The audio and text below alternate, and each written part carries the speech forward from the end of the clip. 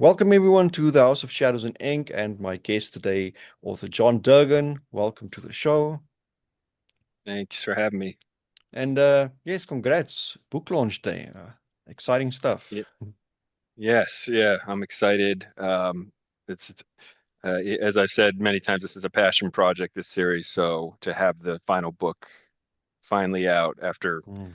5 years of working on this series, it's big. Yes, it's been a long road. Every time I hear Cursed Among Us, I'm thinking second book instead of Consumed by Evil. So it was the Cursed Among Us, Consumed by Evil, and now Conjuring the Demon. Best titles for like a trilogy I've ever seen. So congrats. Thanks.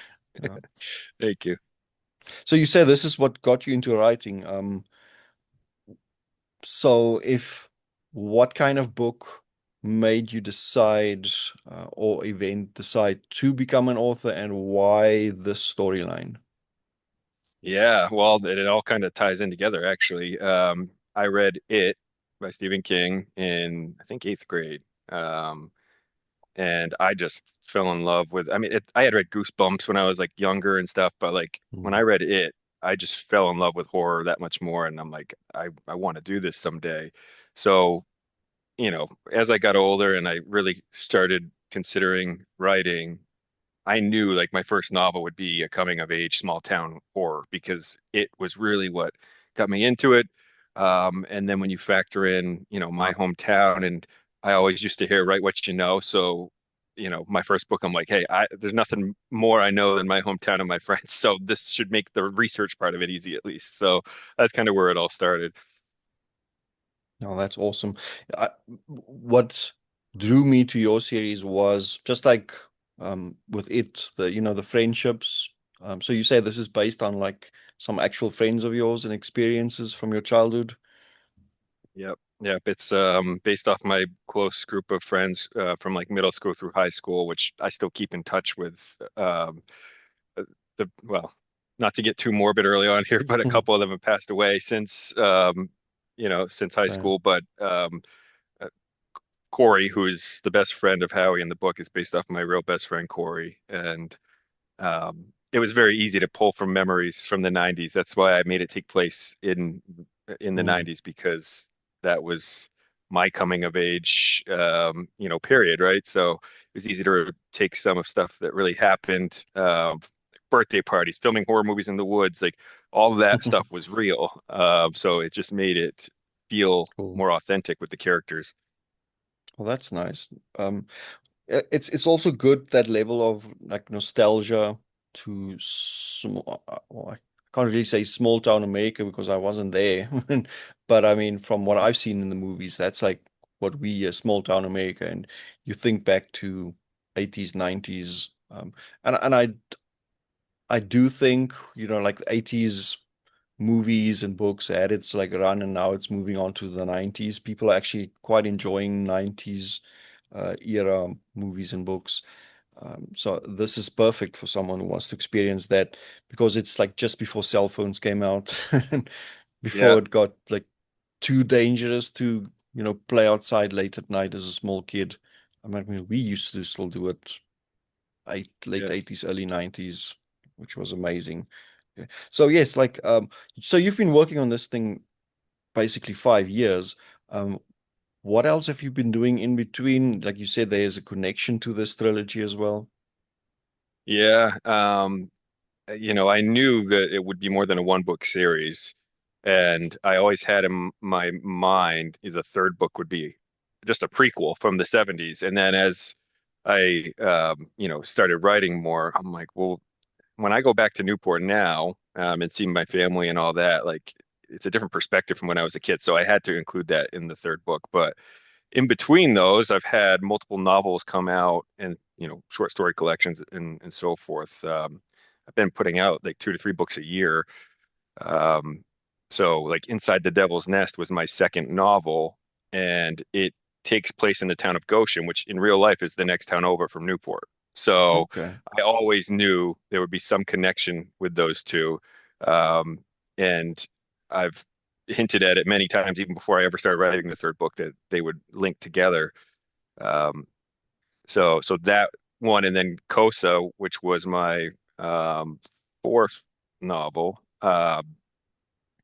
takes place in Sunapee, New Hampshire, which is another town over. And there's a quick Easter egg mention of the witch from Kosa in the third book of this series. So um, basically, my way of saying, hey, this is all one universe, right? So Mm.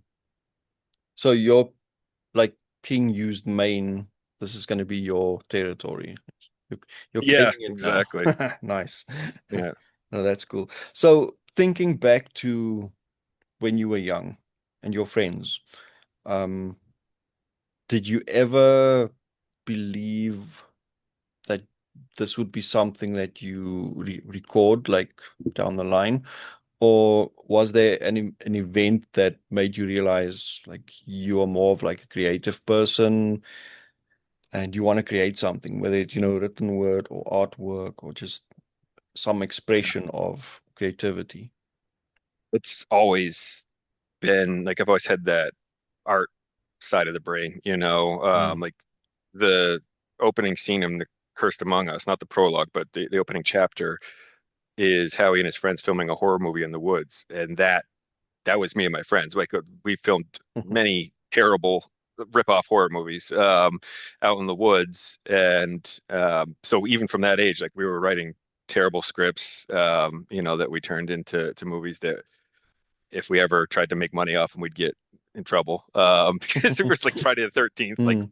rip-offs. Hey, today's Um, Friday the 13th, so awesome. exactly, exactly. But that was a huge inspiration, the Friday the 13th series, right? But so even back then in middle school, high school, we were writing movies. I took a film class my senior year. So the film teacher in The Cursed Among Us, Mr. B, is my real film teacher from high school. Mr. B was what we called him. And he like taught us how to like edit film and all that. And I almost went to art school or film school, and then I ended up taking the boring route and went to business for business management. So it's always been there. I always knew I wanted to do it, and then it was a matter of okay, when am I actually going to try this or not? No, I'm glad you did. And any advice for authors who want to tackle a trilogy? Because I mean, it's much more exhaustive and like planning and everything than just a novel. Yeah, I would say you know you should probably know going into it that it's going to be more than a one book series because if you have a concrete ending in book one and it has a huge fan base and it does well, so you're like, oh, I need to make a second book. It's like, okay, well, what are you going to do? Like, there's a definitive ending to that story. So definitely know ahead of time that you probably want to do that. And then I'm more of a pantser than a plotter, to the point where like I don't have a strict outline written down, but I definitely the way I outline is I do like a big synopsis before I start the book of Mm, of the new one, like almost as if it's telling the synopsis of the story, and then that kind of gets my mind going to like how the story's going to go. But I always have to go back and reread the previous book, just to make true. sure timeline wise, because you could have a notebook of like, okay, this took place in this year, this character did this, right? I don't do that. So like I have to go back and like reread or listen to the audiobooks just to make sure I don't mess up dates and all that. Mm, So just uh, consistency in even small things that you would think aren't important, like with the plot. Just make sure you don't contradict yourself in one book from the last. mm, Um, so there's a chapter in Conjuring the Demon that and this is kind of a spoiler, but not really. It's the prologue from book two, Consumed by Evil, but it's from another character's point of view. So same exact scene, but from someone else's point of view in the third book. So I had to go back and read that over and over. I read that prologue in book two so that when I mm, was writing that chapter in book three, the same dialogue was said, the same locations, like I had to make mm. sure it all lined Good. up. So Oh, yes. And of course, if you write, like you say, over 5 years, your writing improves over that course of 5 years. And you don't want book three to be massively different, the voice and style and all that stuff. So you have to reacquaint yourself with like book one, like what voice did you use? Otherwise, you're just going to keep editing book one and two and never actually finish book three. It's a nightmare. Um, to especially when you write over many years the same storyline. So that's awesome. Um, okay, so what's next? After this book, well, I have another novel coming out probably late summer, called I Woke Up a Final Girl, which Nice.